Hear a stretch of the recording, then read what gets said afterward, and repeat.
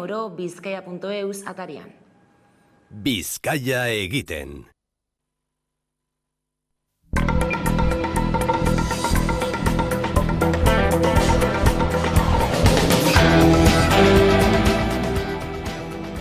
Pobreziaren aurkako nazioarteko eguna dugu gaurkoa eta dataren karietara esan behar da gasaren fakturak familia askoren amesgaizto bihurtu direla energia krisiak eztanda egin zuenetik. Herritarrandana garestitzeari aurre egiteko neurrien bila dabil geroztik eta askok urteetan irakurri gabeko kontratuak atera dituzte mahai gainera. Izan ere, azken baliabideko tarifara jotzeko gomendatu die erabiltzaileen eta kontsumitzaileen elkarteak gas naturala duten kontsumitzaileei. Hego Euskal Herriko kasuan, Espainiako gobernuak finkatzen ditu tarifaren baldintzak eta prezioa 3 hilabetean behin eguneratzen ditu. Kontsumitzaileek ordaintzen duten kopuruaren zati bat finkoa da eta bestea gas naturalaren prezioaren arabera aldatzen da. Hortaz, tarifa urtean 4 aldiz garestitu edo merkatu daiteke. Ipar Euskal Herrira begira, bizitzaren garestitzearen eta aldaketa klimatikoaren kontra deitu dute protesta. Bihar astearterako greba orokorrerako deia egin dute CGT, FO, FSU eta Soliders sindikatuek. Frantzia osorako deia da eta Ipar Euskal Herrian ere egingo dute protesta. Egoeraren larritasuna azpimarratu dute guztiek. Total Energies enpresaren petrolio iraztegietan hasi zen mugimendu soziala. Langileek 10% lansariaren handitzea eskatzen dute. Inflazioak eragindako biziaren garestitzera egokitu eta horrez gain enpresak izandako irabazien parte bat langileei joan behar zaiela aldarrikatuta. Greba mugimendua gogortuz joan da eta erregai eskasia eragindu Frantziako iparraldean bereziki. Hori hala, bortizkeriarekin erantzutea erabaki du Frantziako gobernuak greban dauden langileak lanera behartuta.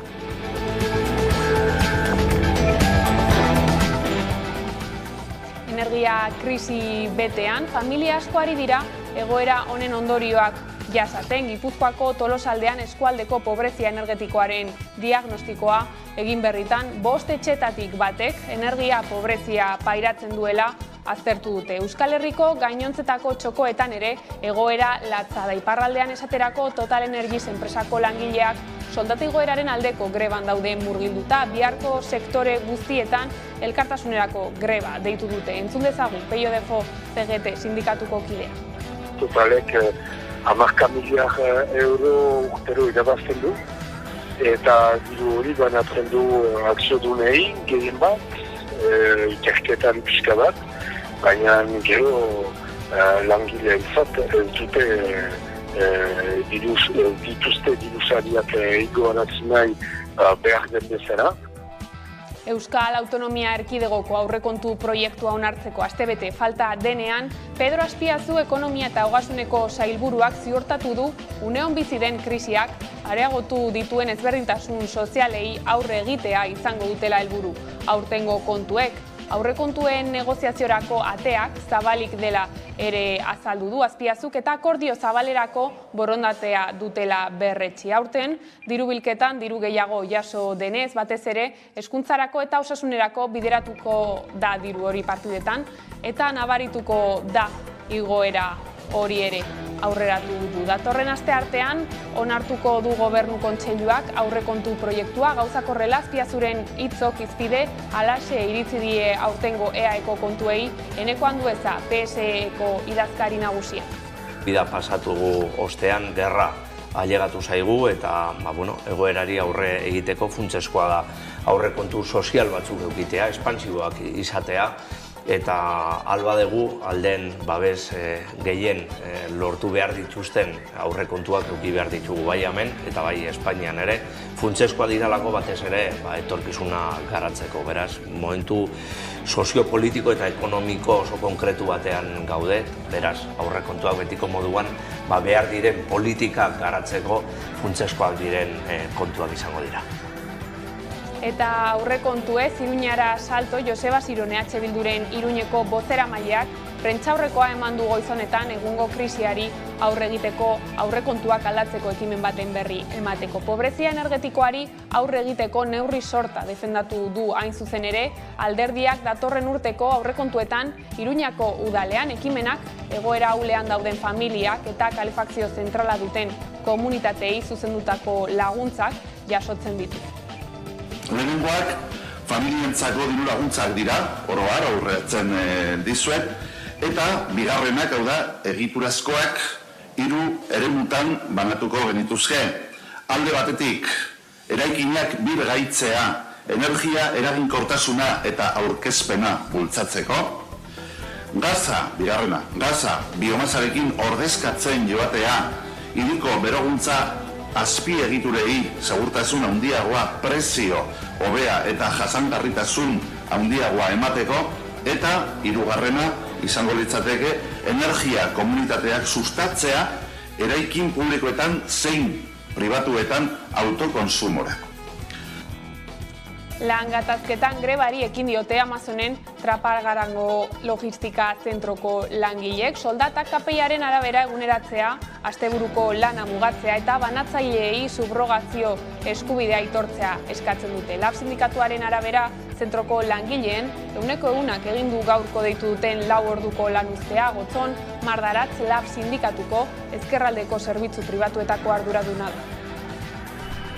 Grebari egitea erabaki dugula, enpresa ez dela eziditzen gurekin lan harremana hobetzeko. Eskatu genuen lan harremanak hobetzeko posiblea dela lan hitzarmen propio batekin, eta enpresa ez du nahi. Eta egunekeguna atera dira bat egin dutela lan ustearekin, bakarrik egon dira lan egiten arduradunak, baina egia esateko paketerik ez dira mugitu, hor dana geldiri egon da.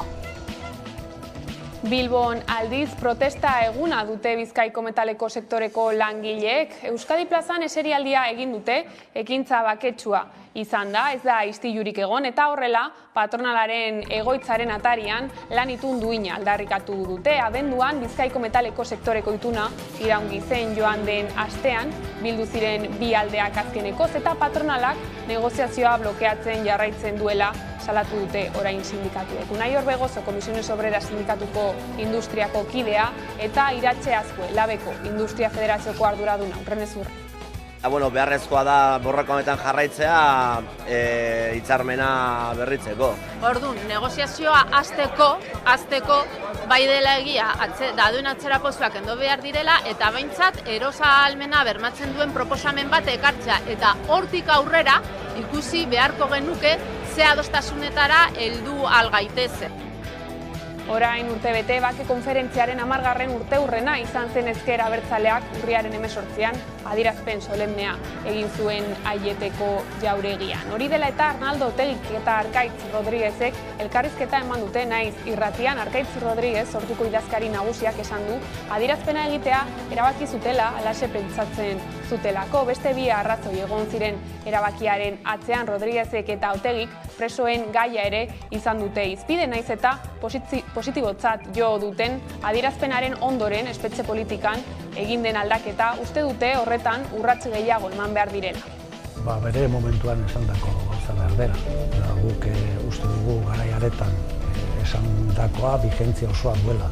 Eta zerbait gehitzekotan esango nuke haura dela gure posizioa, inalterablea den posizioa, betirako eta betikotasuna duen posizioa, eta zentzu horretan gure apaltasunetik herri honen elkarbizitzari egiten dugun eta egin genion ekartzen.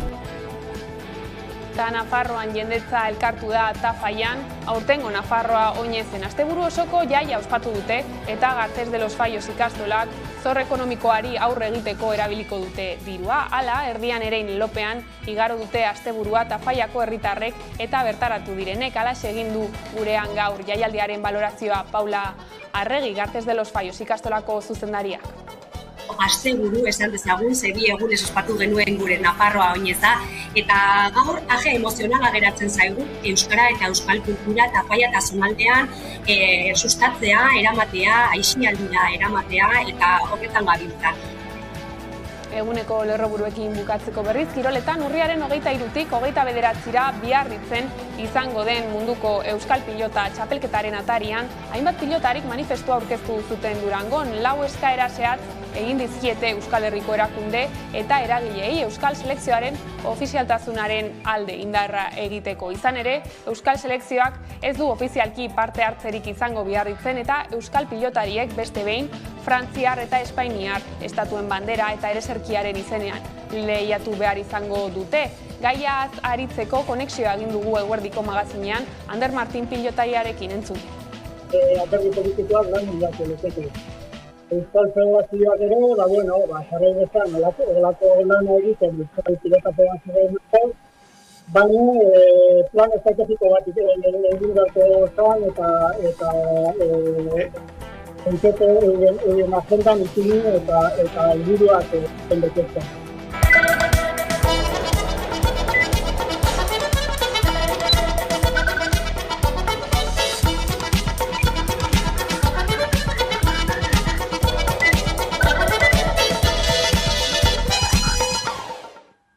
Gabon, lerroburuak horrela, iritsi da egunak utzi digun argazkiari heltzeko unea energian, arreta jarrita, krisi betean familia asko ari dira egoera honen ondorioak jasaten. Gipuzkoako Tolosaldean eskualdeko pobrezia energetikoaren diagnostikoa egin, eta 5 etxetatik batek energia pobrezia pairatzen duela aztertu dute. Udane Arbeok azalduko digu sakonago. Urriaren 17 hau pobreziaren aurkako nazioarteko eguna dugu, eta une honetan bizi dugun energia krisiarekin uste baino lotura handiagoa du. Azken hilabeteotan prezioak izugarri igo dira, elikagaiak, erregaiak, argindarra, lehentasunezkotza ditugun horien guztien kostuek goruntz egin dute. Egoera honi aurre egin ezin diotenak ez dira gutxi. Gipuzkoan Tolosaldea garatzen agentziak eskualdeko pobrezia energetikoaren diagnostikoa egin du, Gipuzkoako Foru Aldundiaren eskutik. Datuen arabera Tolosaldean 3.160 etxe bizitzak alegia eskualdeko etxen 16%ik pobrezia erlatiba jasaten dute, eta 997 etxe bizitzak 5%ek pobrezia larria. Hau da 4.000 etxe bizitza baino gehiagotan eskualdeko 5 etxe bizitzatik batean pobrezia energetikoa hauteman da, modu batera edo bestera. Tolosaldeako zifrak horiek badira pentsa nolakoak izango diren Euskal Herri osoko datuak. Energiaren egoera honi aurre egin ezin da, agintariek zenbait diru laguntza dituzte indarrean. Frantziar estatuaren kasuan, erregaien prezioa merketzeko laguntza litroko 30 zentimokoa azaro erdira arte luzatuko dute, eta hori ale Ipar Euskal Herrian ere eragina izango du. Egoera amesgaiztotza dute askorek, horren isla Total Energies enpresako langileak esaterako, soldata egoeraren aldeko greban daude murgilduta. Totalek 10 miliar euro urtero irabazten du, eta diru hori banatzen du akziodunei gehien bat, ikerketan pixka bat, baina gero langileentzat ez dute dituzte dirusariak igoarazi nahi behar den bezala. Inflazioa goia jotzen elikagaiak eta argindarra geroz eta garestiago soldatak horren tamainan igo behar direla aldarrikatu du Dufauk. Beraz soldatak langile guztiei igoarazteko mugimendua sortu behar dela. Ildo horretan astearte honetarako sektore guztietan elkartasunerako greba deitu dute, tartean Ipar Euskal Herrian. CGT sindikatuko Peio Dufauk argi du borroka hori aurrekari izango dela inflazio altuaren aurrean langile soldata igotzeko. Energia krisiari irtenbidea emateko bideetako bat da autokontsumo energetikoa, batez ere plaka fotovoltaikoak ezarriz. Aitor Urresti HUko irakasleak azaldu du horiek instalatzeak fakturan beherakada ekartzen duela trantsizio energetikoaren alde egiten den bitartean energia burujabetza izanik. Hala ere, badira oztopo batzuk, obra lizentziak eskatu behar izanak atzerapenak ekar ditzakelako, baina inbertsioa ere bada askorentzat oztopo. Horregatik instituzioek eredu hau bultzatu beharko luketela aldarrikatu du pobrezia energetikoaren aurka egunean. Entzun. Zen une honetan autokontsumo bat jarri eskero, une honetan merkatu elektrikoak dauzkan prezioak kontutan hartuta, gure panel fotovoltaikoak sortzen duteneko energia askoz zen merkeagoa izango da. Orduan hortze onura ekonomiko garrantzitsu bat sortzen da, baina haratago baita ere energia berriztagarriekiko bultzada bat suposatzen du, gero eta energia berriztagarri gehiago sortzen den heinean, erregai fosil gutxiago erreko dira, eta beraz baita ere klima aldaketaren borroka honetan onura garrantzitsua sortzen dira, eta baita ere burujabetza energetikoan aurrerapauso garrantzitsua suposatzen du. Une honetan, instalazio hauek bereziki dirua daukatenak egin dezakete, eta pobrezia energetikoaren kontra borrokatzeko aukera interesgarri bat izango litzateke baita ere, baina egia da egoera ahul horietan daudeneko pertsonek, familiek, ez dagoetela dirurik honelako instalazio bat egiteko, ez? Eta nik uste kasu honetan erakundeek baita ere esfortzu handia egin behar dutela, eta benetan inbertsio hauek bultzatu pobrezia energetikoaren kontra borrokatzeko baita ere. Pobrezia energetikoari aurre egiteko neurri sorta defendatuko du EH Bilduk datorren urteko aurrekontuetan Iruñako udalean. Egoera ahulean dauden familiak eta kalefakzio zentrala duten komunitatei zuzendutako laguntzak dira. Joseba Siron Iruñeko EH Bilduko eledunaren arabera beharrezkoa du udalak premiazko zein egiturazko neurriak sortzea, pobrezia energetikoari aurre egiteko eta beste eredu baterantz joateko.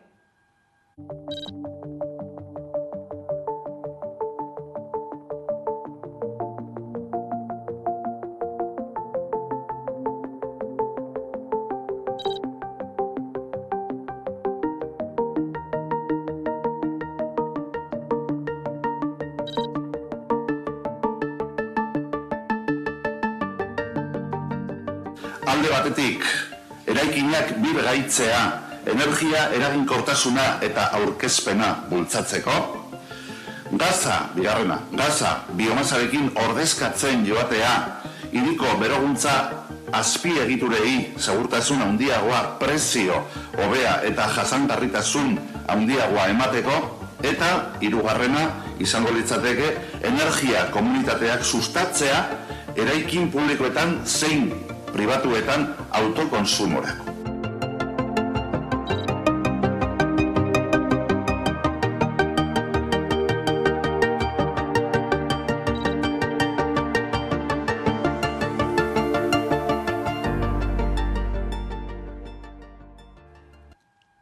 Pobreziaren aurkako nazioarteko egunean agerraldia egin du Euskal Herriko Eskubide Sozialen Kartak. Bertan, pobretzeari stop lelopean mobilizazio dinamika iragarri dute. Egiturazkoak ziren arazoak askartzen ari dira honetan Inigo Urkulluren eta Maria Txibiteren gobernuek ez dituztela haien eskumenak erabiltzen salatu dute. Egoera horrela, bizitza garestitzearen aurka eta prezioak kontrolatzeko mobilizazioak iragarri ditu Eskubide Sozialen Kartak azaroaren 19 Hego Euskal Herriko hiriburuetan.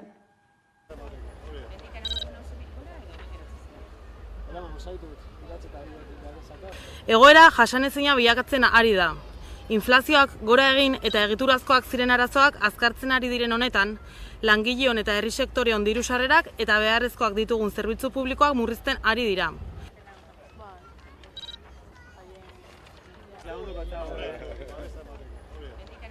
Eta Urkullu eta Txibiteren gobernuek ez dira erabiltzen ari indarrean dauden eskumenak herritarren bizi baldintzak ziurtatuko dituzten politikak egiteko. Finantza sektorea, oligopolio energetikoa, patronala eta oroar elite ekonomikoak dira gehiengoaren pobretza eragin eta egoera honekin etekinak pilatzen ari direnak.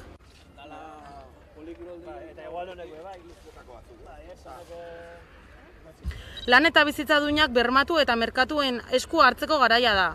Udazken honetan, herri honetan inorratzean ez gelditzeko borroka egiteko prest gaude, eta langile eta herritar orori deialdi hauekin bat egitera dei egiten diogu.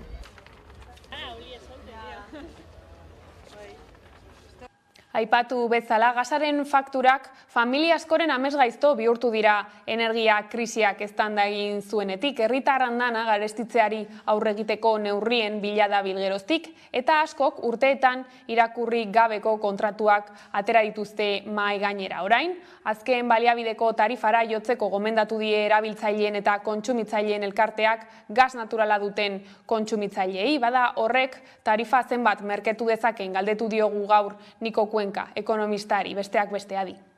Okuk, erabiltzaileen eta kontsumitzaileen elkarteak aipatu du, ezta? Gas naturala duten kontsumitzaile hortarazpena egin diela, azken baliabideko tarifara jotzeko gomendatzen. Zergaitik autu hori?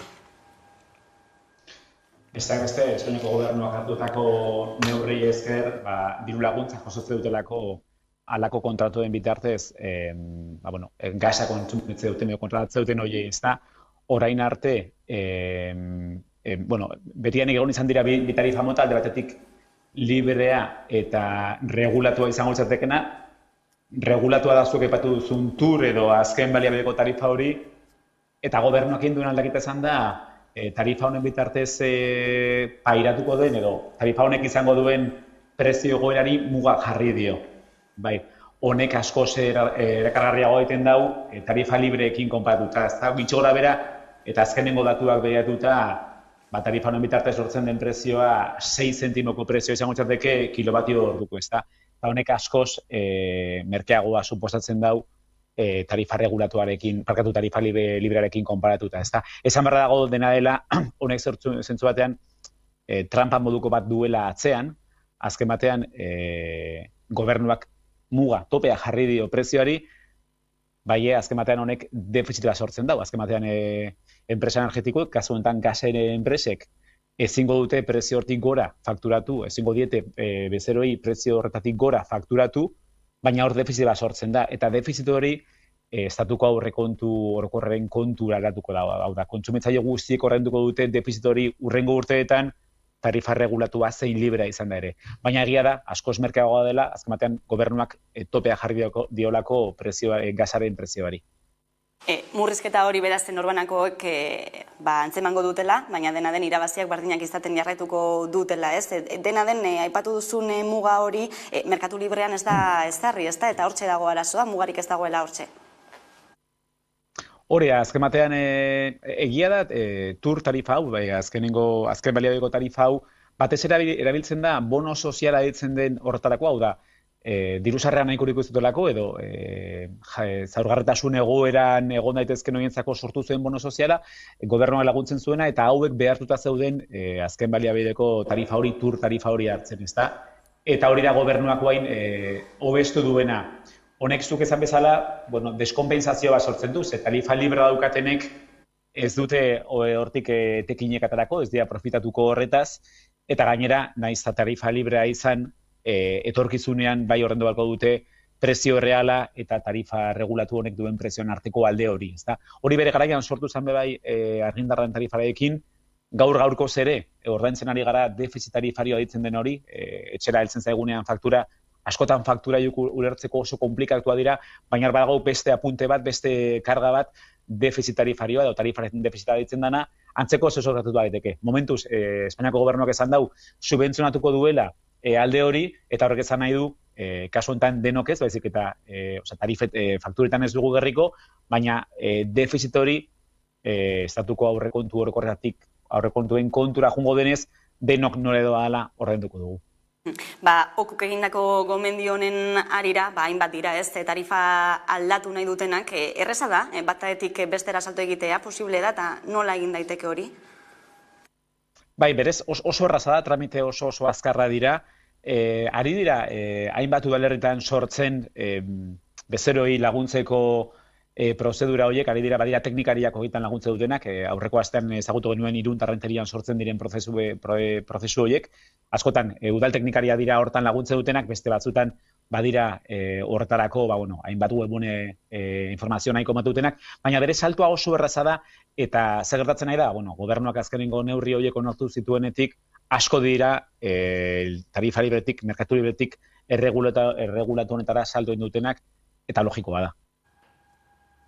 Nazioartera begira, Ukrainiako larrialdi zerbitzuek jakinarazi dutenez, 4 pertsonaren gorpuak berreskuratu dituzte Errusiak Kieben aurka drone kamikazeekin egindako eraso baten ostean. Sumi eskualdean berriz, beste 4 pertsona hil dira misil baten ondorioz. Gainera, Ukrainiako beste zenbait eremu ere bombardeatu ditu Errusiak eta energia azpiegiturak ondatu. Ukrainiako iturri ofizialen arabera, 100 herri geratu dira argindarrik gabe. Iturri horiek berek adierazi dute hiriburuan erabilitako drone suizidak Iranen egindakoak direla. Teheranek baina gezurtatu egin du eta nabarmendu ez diela armarik eman gerran dauden alderdietako herrialdeei. Kremlinek ez du adierazpenik egin horri buruz eta Josep Borrell, Europako Batasuneko diplomazia buruak adierazi du Irani zigor gehiago jartzea erabaki aurretik froga zehatzak eduki beharko lituzketela.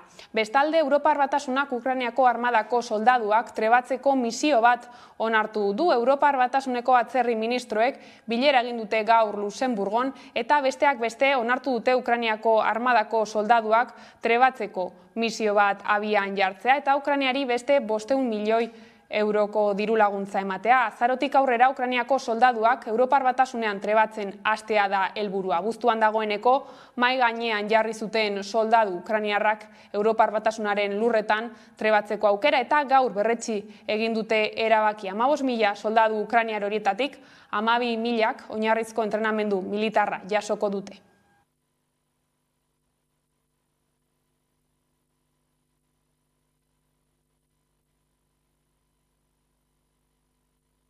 Konferentziaren 10. urteurrena izan zen, Ezker Abertzaleak urriaren 18an adierazpen solemnea egin zuen Aieteko jauregian. Han besteak beste etako biktimei adierazi zien beren mina aitortzen zuela eta min hori etzera inoiz gertatu behar. Orain, agiria irakurri zuten Ezker Abertzaleko bozeramaileek Arnaldo Otegik eta Arkaitz Rodriguezek elkarrizketa eman dute Naiz irratian eta agirian agertzen ziren edukiak berresteaz gain, apaltasunetik elkarbizitzari egindako ekarpentzat jo dute adierazpena.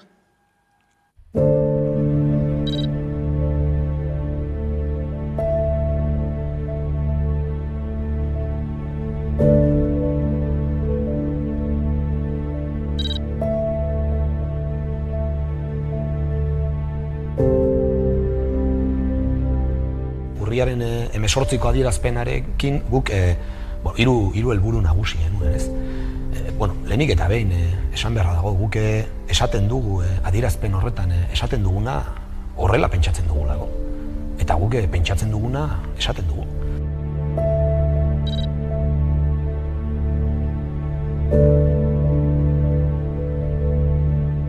Puntu horrek esaten zuena zen gatazka konpontzeko, besteak beste biktima guztien aitortza eta erreparazioan aurrera egin beharra dagoela. Gu adierazpen horrekin horixe egin nahi izan genuen, ez?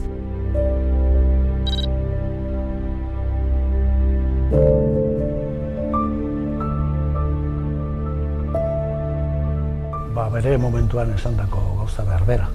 Guk uste dugu garaiaretan esandakoa bigentzia osoa duela. Eta zerbait gehitzekotan esango nuke haura dela gure posizioa, inalterablea den posizioa, betirako eta betikotasuna duen posizioa, eta zentzu horretan, gure apaltasunetik herri honen elkarbizitzari egiten diogun eta egin genion ekarpena.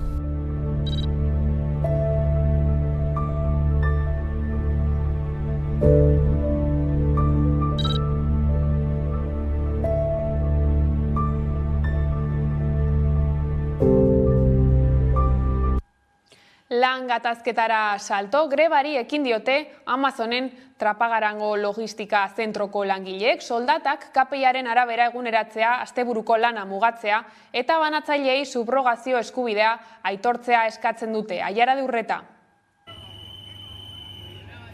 Amazonek Trapagaranen duen logistikako zentroko langileek 4 orduko lanuztea egin dute, laben arabera, beharinen 100% greba egin du. 100% atera dira bat egin dutela lanustearekin, bakarrik egon dira lan egiten arduradunak, paketerik ez dira mugitu, hor dana geldiri egon da. 3 aldarri nagusi dituzte soldatak KPIaren arabera eguneratzea, asteburuetako lana mugatzea eta banatzailei subrogazio eskubidea aitortzea. Lanuste batekin mahai gainean jarrita eta ez dutela telefonoak hartu, ez dutela batu greba batzordearekin eta horrezegetik plantilla oso haserre dago. Eskaera horiek lan hitzarmen batean biltzea nahi dute eta zuzendaritzak ez duela ituna negoziatzeko ezeri nahi ohartarazi dute.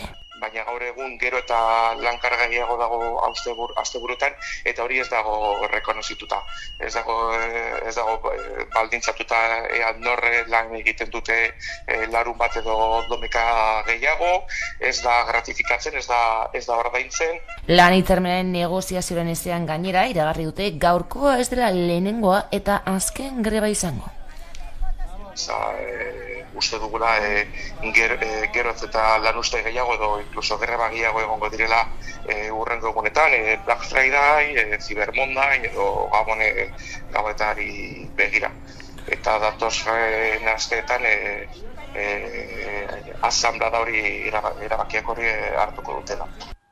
Bestaldetik, Bizkaiko metalgintzako langileek Bilboko Euskadi plazan eserialdia egin dute hitzarmenaren negoziazioan eragiteko. Abenduan, Bizkaiko metaleko sektoreko ituna iraungi zen joan den astean, bildu ziren bi aldeak azkenekoz eta etzi batzartuko dira berriro.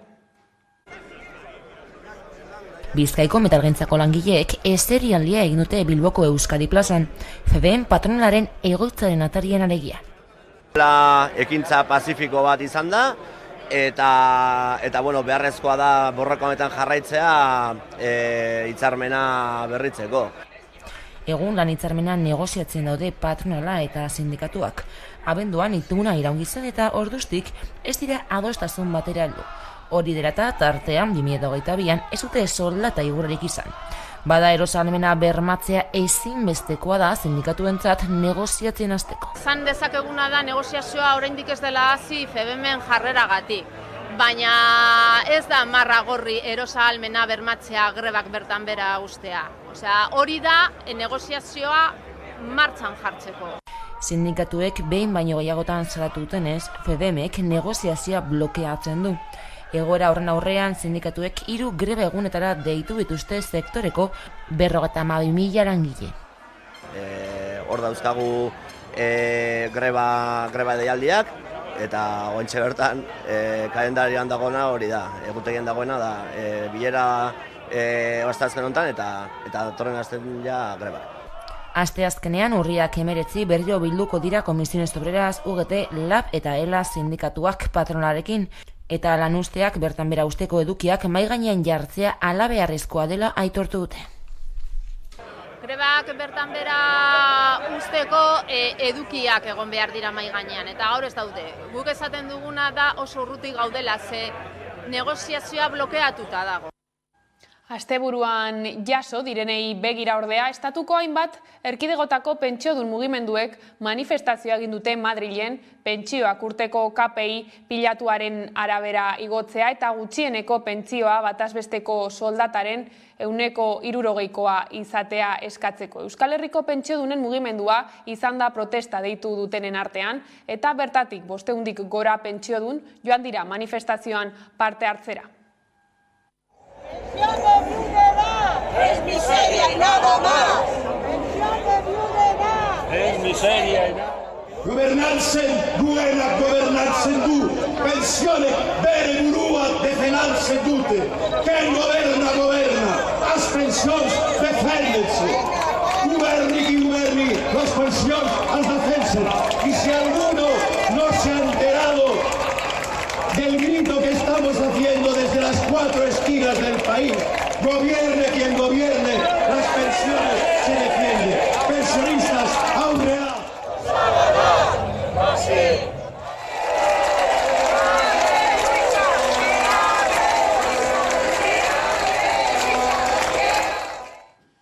Eta larun batean ere Donostiako onkologikoa osoa eta monografikoa izan dadila eskatzeko milaka lagunek egin dute bat minbizian espezializatutako zentro honetako paziente, erabiltzaile eta langileek deitutako manifestazioan. Inurri elkartearen pankartak laburbildu du larun bat eguerdiko mobilizazioaren funtsa onkologikoa bizirik, eurak bizirik irauteko. Gogorarazi dute 1993an sortu zenetik Donostiako zentroak modu integral batean tratatu dituela gaixotasun onkologikoak, diagnostikotik hasi eta proposamen terapeutikoraino, baita kirurgia ere beharrezkoa zen kasuetan. Prozesu horiek azkarrak zirela esan dute profesionalek, arreta estilo propioa zutela eta paziente naiz herritarrek lan hori aintzatesten zutela. Egoera oso bestelakoa da Ordealakoako osasun sailak 2019ko urtarrilean onkologikoa Osakidetzarekin lotu zuenetik eta baliabideen optimizazioa lehenetsi behar dela iritzi dute.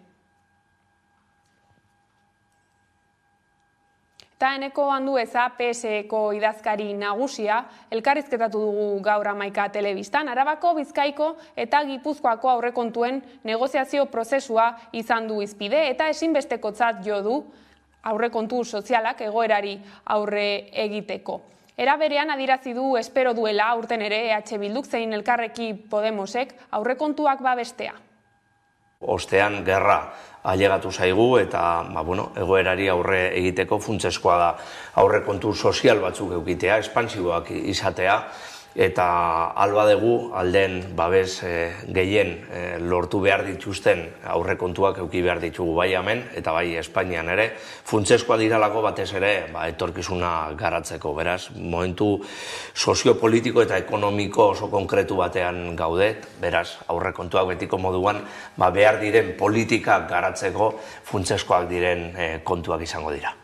Sistema fiskalari dagokionez, adierazi du garrantzitsua dela sistema fiskala mantentzea eta gaur egungo diru sarrerak mantentzea eta alba da handitzea. Hala ere, uste du gai horri buruzko hausnarketa sakona egin behar dela, baina dio oraingo fiskalitatea ona dela eta ez du uste hori aldatzeko unea denik. Sistema horren bitartez posible izaten da politika soziale horiek aurrera eramatia. Ontxe bertan, gastu sozial handia dakagu, oso beharrezkoa den gastu sozial bat daukagu eta hori mantentzeko, gure ongizate estatua mantentzeko, politika sozialak aurrera eramateko, gure enpresei ere babesa emoteko oso beharrezkoa da sistema fiskal on bat eukitea eta horren bitartez, diru sarrerak behintzat hori mantentzea eta hori bermatzea, ez litzatekelako posible izango diru sarrerak murriztuko bagenitu. Beraz, oso garrantzitsua da gure sistema fiskala, oso garrantzitsua da diru sarrera horiek mantentzia eta alba da ere handitzea batez ere gehiago dutenek gehiago aportatzen eta horren bitartez ditugun politika guzti horiez etorkizuna garatzeko posible egiten dute politika horiek egitea. Hezkuntza legearen aurreproiektuan euskararen ezagutza bermatzen dela dio, izan ere, orain daukagun lege proiektuan euskararen ezagutza bermatzen da, baina kontutan hartu behar da mundu globalizatu batean bizi garela eta oso garrantzitsua dela beste hizkuntzak ere jakitea eta aurreproiektu honekin oreka hori bermatuta dagoela dio. Era berean adierazi du erronka nagusia ez dela jakitea erabiltzea baizik. Kosbek eskatuta dagozela argazkixen inguruan, legien inguruan baino, eta uste dut lortu genituan ituna oso positiboa zela, oso zabala zela, ikasleak erdigunean jartzen zituen itun bat zela, eta eskola publikoa ere erdigunean jartzen zuen itun bat zela. Beraz, ez dut ikusten ontxe bertan inungo arazorik itun hortan segitzeko. Logikoki, ongo momentua esposizio publikoa maituta, eragile sozialak beren ekarpenak egiteko momentua ailegatu dela, ekarpen horien inguruan hausnarketa egingo dela, eta horren inguruan ere tramitazio parlamentarioa ere ondino aurretik handakagu. Beraz, ibilbide isa osoa dakagu aurretik, beraz, lehenengo momentutik itun hortatik urtetzea akatzizugarri bezala ikusiko nuke. Atzokoan Lasa eta Zabalaren heriotzen urteurrena izan zen. Urriaren 12an Denis Itsasok adierazitako Gora Guardia Zibila esaldiak oraindik oihartzuna izan zuen atzokoan ere. Egia, justizia eta erreparazioa beharrezkoa dela esan du eta horrela aritu da Andueza gaiaren inguruan entzun. Itsasoren hitzak kontestu batean zegoa zela, zaneguna zalako eta bere kargua dena delako, ezta? Ez dut ondo elo txartu ikusten duen egin beharrekoa zen, eta gainera nik positiboki ikusten dut, gainera, elebiduna egitea, eta euskeraz egitea, nik ez dut ezer arrarorik ikusten. Beste gauza bat, da Lasa eta Zabalaren gaia, nik beti oso kontundente izan naiz gai honen inguruan, beti esan dut egia, justizia eta erreparazioa beharrezkoa dela, eta nire aldetik beti biktimak nik ondoan ikusiko gaituela. Beraz, nik beraien gertu egoteko prest nago eta beti izango naiz. Bestalde, gaurkoan ere gurean izan ditugu Zurine Rodríguez eta Miguel Aizpuru solaskide gisa eta deflaktazioaren inguruko hausnarketa egin dute, entzun. Bai, nahiko polemiko izan da gaia, egia da, zuk ikusten duzu, iragarri den deflaktazioa eta klase langile eta ertzaintzako, pizka bat aurreztuko dute, baina egia da, hobeto geldituko zaiela, errenta handien txat, ezta. Nik uste dute ez dela momentua deflaktazio asko egiteko, eta esango nuke hori behar dena da reforma fiskal serio bat, ezta, ze modelua, eredua ikusten ari gara eta ikusiko dugu gehiago etorkizunean, ez dela jasangarria, ezta, eta, jende asko oso egoera latxan dagoela, eta, ez dakit, kontsumo, presioak eta bizitzaren kostea edo gerotan handiagoa da eta ez dugu ikusten adibidez soldata basuetan eta errenta basuetan inolako igoerarik. Ez orduan hor eskutu sozial bat egin behar da, landu behar da eta indartu behar da eta horretarako zergak ikutu behar dira noski. Bai, egia da hemen, nik uste bai egiten ari direla hainbat neurri konjunturalak, egoera oso zaila dalako, eta zuk ezin dezuna da pobreziaren poltsa horiek haunditu zen. Hori egiten badezu apurketa sozial bat egon daiteke, eta izugarrizko polarizazio bat. Orduan nik bai uste dut hori ekiditzen ari direla, bai Europatik, bai Espainetik, eta bai Euskal Herritik, baina hori ez du ezan nahi biraje hori neoliberal hori dezagertu denik. Hori esaten du modu konjuntural batean hainbat neurri hartu direla egoera latzari aurre egiteko. Baina neurri horiek izan behar dira estrukturalak benetan eredutaz hitz egiteko. Eta orduan, adibidez, deflaktazioaren neurria askotan hitz egitea bi batez Alderdi Popularra nahiko ados dago deflaktazioarekin eta hori ere esan nahi digu zerbait, baina oso populista eta oso estetikoa izan daiteke, zu jendeari ez daten diozu, deflaktatuko dugu ekonomia, deflakzio hitza nahiko saia da ulertzeko, eta orduan nik ez dakitzue, baina nire eguneroko jendea ez duera biltzen hitza, eta orduan zer den oso ondo ez dakit, orduan oso modu simplifikante batean esaten zaie, bai, lasai, zuk ordainduko duzu gutxigo deklarazioa ailegatzen zaizunen. Orduan, zu hori entzutean, oso ondo, bizitza garestitzen ari zain, eta esanten diate gutxigo ordainduko dudala, edo gehiago emango didatela deklarazio egiterakoa. Baina, horren beste aurpegia ez dugu azaltzen, eta da, zu deflaktatzen dezu ekonomia, baina orduan zuk orain arte hartzen zenitun impostu askotazko ez dituzu hartzen,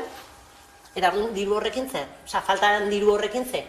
Eta faltaren diru horrekin, ezin da adibidez egin, ospitalak, ezin da inbertitu hezkuntzan, edo ezin da inbertitu garraio publikoan. Orduan nik uste, bi aurpegi hauek bai azaldu behar direla, ekonomia deflaktatzen dugunean ez du esan nahi. Leku batetik etzen badezu dirua, bestetik utzi, beste batean diru hori ez dago, eta zuk egin dezakezu, jende guztiengan, edo adibidez kendu aldiezu aberatzei, eta beste hori eman, baina deflaktatzea da aberatzei kentzea beste hori ematerako. Deflaktatzea da guztioi berdintzaitzen bat kobratzen duzu, pitxin bat kentzea, eta denontzako onura dakan guzti horri inongo kasurik ez egitea. Orduan bada neurri neoliberal bat ere. Gai izaldatuta, 40 egun bizitzaren alde abortuaren kontrako mugimenduaren esanetan, EAeko Justizia Auzitegi Nagusiak bertan bera utzi du abortatzeko kliniken aurrean, taldeak egiten zituen otoitzei lotutako ertzaintzak egindako erresoluzio bat idatzi horren arabera, Gasteizko klinika baten aurrean erresatzen zuen abortuaren kontrako taldeak, ekintza hori eraikinetik 80 metrotara egin beharko zuen. Ertzaintzak egindako erresoluzio horren arabera, Gasteizko klinika baten aurrean errezatzen zuen abortuaren kontrako taldeak, ekintza hori eraikinetik 80 metrotara egin behar zuen. Mugimenduak idatzia ez zuen begi onez ikusi eta errekurtso bat jarri zuen. Gauzak horrela, EAeko Justizia Auzitegi Nagusiak bertan bera utzi du Ertzaintzak egindako erresoluzioa. Gasteizko klinikaren aurrean egiten dituzten protestak ugarituz doaz. Osasun zentroaren atarian ia egunero arrozarioa errezatzeaz gain kartelak eramaten dituzte zenbait mezurekin. Abortuaren kontrako mezuak dira hain zuzen ere. 40 egun bizitzaren alde, 2004 urtean Ameriketako Estatu Batuetan sortutako mugimendua da, eta euren helburua da abortatzeko eskubidea deuseztatzea. Azken egunotan, 80 metrotara dagoen desanparado zelizan elkartu dira, baina aldaketa honen ondoren klinikara bueltatuko direla aurreikusten da. Bestalde, Donostiako Azkabide klinikan ere Gasteizko bezalako protestak egin ohi ditu kolektiboak. Hala ere, kasu honetan epaile batek arrazoia eman zion klinikari, eta protesta egin dutenak eraikinetik 100 metrora egon beharko dira. Autoak dioenez, haurdunaldia etetea doazen emakumeen intimitatea eta abortatzeko duten eskubidea urratzen dituzte protesta horiek, baita klinikaren langileen eskubideak ere. Memoria historikoari dagokionez, Arantzadi Zientzia Elkarteak Gerra Zibilean fusilatu zuten Galdakaoko Pedro Asua Zubiaur Biliziano Errepublikarrarenak izan litezkeen gorpuzkiak atera ditu Hueskan. Pedro Asua Zubiaur 21 urte zituela hil zuten tropa frankistek jakan.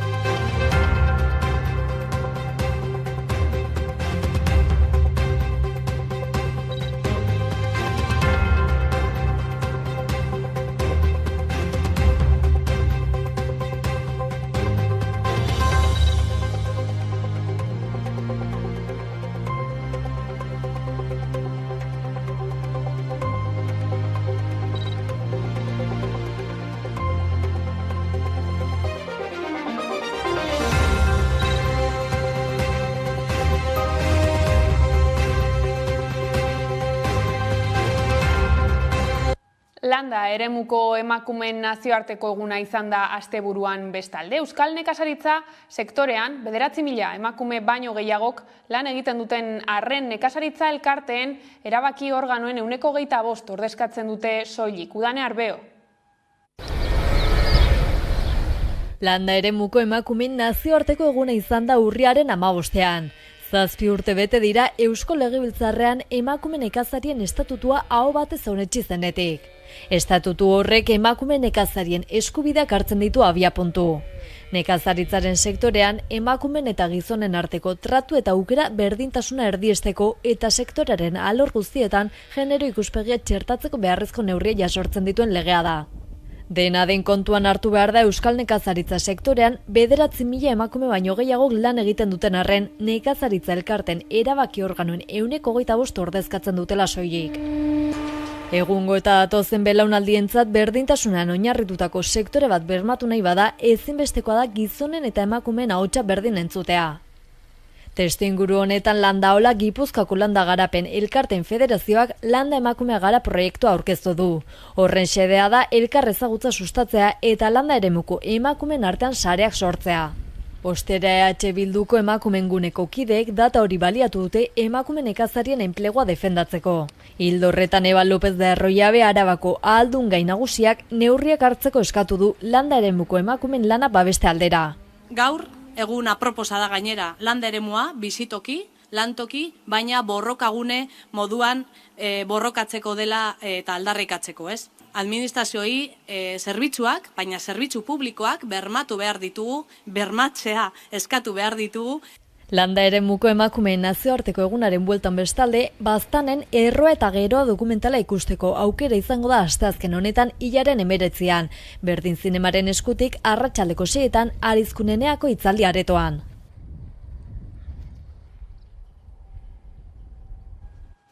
Eta Basaurin galtzak eramateagatik sokatira txapelketatik kanpo utzi dute neska bat jaietan.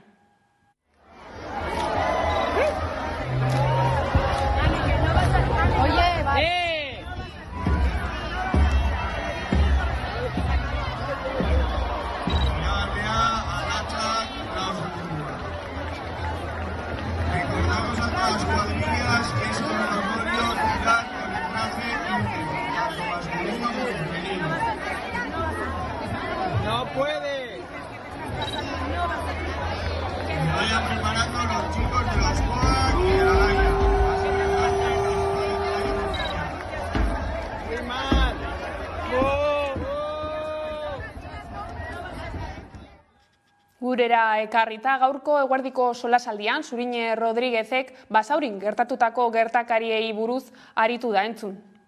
Niri asko niri ikusi nuenean burura etorri zitzaidan Jaskibel eta alardea, ez?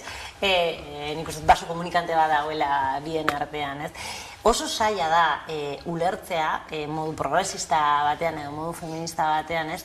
Tradizioari erreferentzia egin eskubide batzuk urratzeko, ez?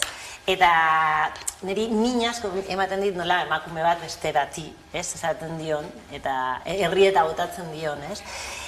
Baina egia tradizioak oso gure muinean daudela eta min bezala sentitzen dugula tradizioari traizioa egitea, ez? Baina traizioa egin behar zaio. Eta gainean ikusten hemen instituzioak hartu emana egin behar duela justuki gatazka, momentu bat izan den gatazka bat ez kronifikatzeko eta ez strukturala egiteko, eta hau da adibidez Irunen eta Oiarbin gertatu intzana, ez? Hasiera batean gatazka bat bezala sortu zezakena, izugarrizko gatazka kroniko bat bezala suertatu da. Nik uste dut izugarrizko ausardia zegontzala emakume hori, eta nire babes guztia helarazi nahi diot, bakaitza ez dakitzea arazoa dagoen prakak ipintzeagatik, emakume bat nik prakak eramaten ditu, edo izan bat gona ipintzeagatik, ez? Tamalgarriak dire edudiak. Eta Araban Gasteiz hiriburu berdea izatearen 10. urteurrena ospatzen ari da.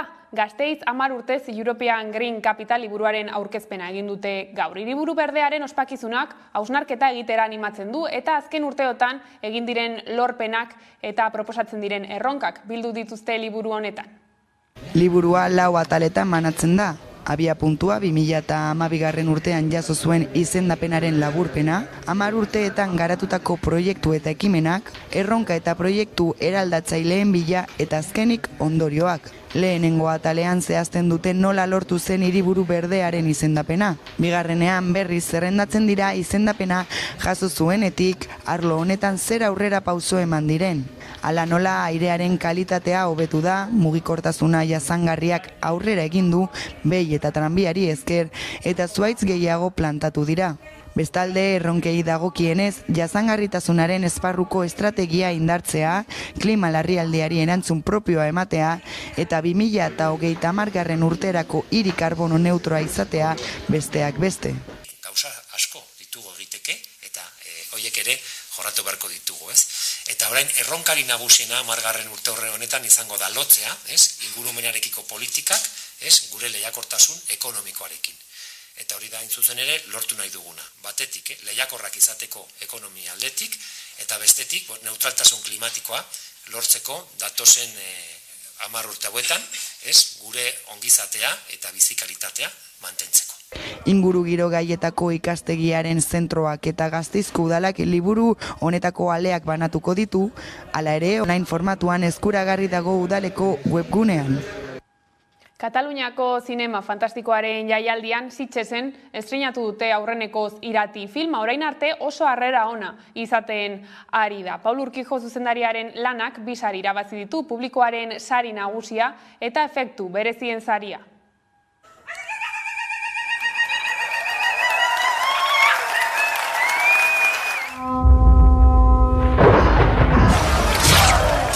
Aitak egin beharra bete du, buentarren babesteko. Aita! Nik gabe, noizbait, zainduko duk Ibarra. Hitz eman egidak. Utiko, ular sendoa beharko du, Ibarte honi zaiteko.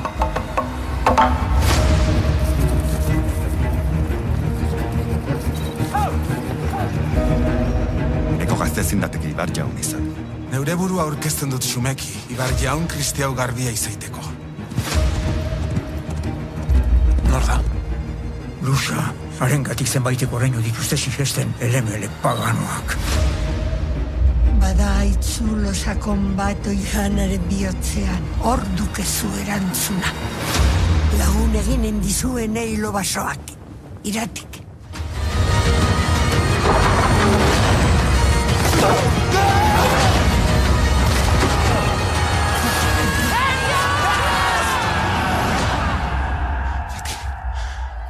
zien izena eta ezen noiz berriz aipa.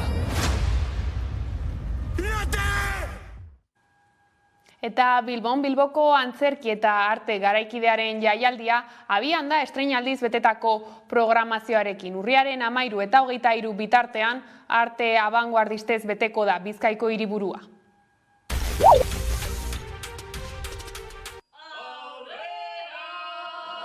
Bilboko antzerki eta arte garaikideen jaialdia abian da estreinaldiz betetako programazioarekin gainera. Beti daude programan bertoko artisten lanak, nazio mailakoak eta nazioarteko lanak, estreinaldiak oroar, bertokoak erabateko estreinaldiak, eta nazio mailakoak inoiz ikusi ez direnak Euskal Herrian, eta tu mailan estreinaldiak ere. Beraz, oso proposamen bereziak, eszena garaikide berritzaileekin lotura dutenak. Nazioarte eta Euskal Herri mailan ospe handia duen bat jaialdiak Bizkaiko hiriburua antzerkiz eta arte garaikidez blaituko du urriaren 13 eta 23 bitartean. Antzerki eta dantza garaikidea ez ziren ezagutzen Euskal Herrian eta horregaitik sortu zen jaialdi hau, eta gaur egun bat jaialdia oso ezaguna da bai nazio mailan eta bai nazioarte mailan. Proposamen garaikide garrantzitsuenak aurkezten direlako. Bat jaialdia abagunea da, ikusgarritasuna ematen baitio arte eta antzerki garaikide abanguardistei. Bazek lortu nahi duena eta lortu duena azken urteotan ezaguna izatea eta publikoak ikusi alizatea gaur egun artistek egiten ari diren lan berri eta garaikide horiek eta arlo guztietan. Metodo esperimental ezberdinak uztartzen dituzte. Zeo zertan dabil, baina ez dakit zertan ikuskizunaren aurre estrenaldiak berotasun osoz hasiera eman dio jaialdiari. Lantzen dugu sitcomaren poetika, berez umorea. Gorputza ere bizi dago bertan, eta oso irudi poetikoak agertzen dira. Eta gai zentrala familia da. Orduan ardatz horietan mugitzen da obra, eta nahiko dinamikoa da alde horretatik. Ez da istorio bat, jarraitu behar dena, edo baizik eta hainbat eszena edo hainbat irudi proposatzen ditu, gai horren inguruan, eta hortan mugitzen dira aktoreak. Egin nazazu premium movida guztietan. Arpide nazazu Amazon Primen, Netflixen, HBO-n, EH Bildun. Harrera gozoa eman diotena bat jaialdiari izan ere Metro 4K sormain laborategiak egoiztutako antzeslanak La Función aretoa lehertzea utzi du. Nafarroan jarriko dugu orain begirada berriro. Lerroburuetan aipatu bezala, jendetza elkartu da Tafaian aurtengo Nafarroa oinezen. Asteburu osoko jaia ospatu dute eta Gartes de los Fallos ikastolak zor ekonomikoari aurre egiteko erabiliko dute dirua. Mila esker euskara babesten ari zareten guztioi. Mila esker bihotz-bihotzez Tafaiako ikastola eta bere proiektua laguntzeagatik.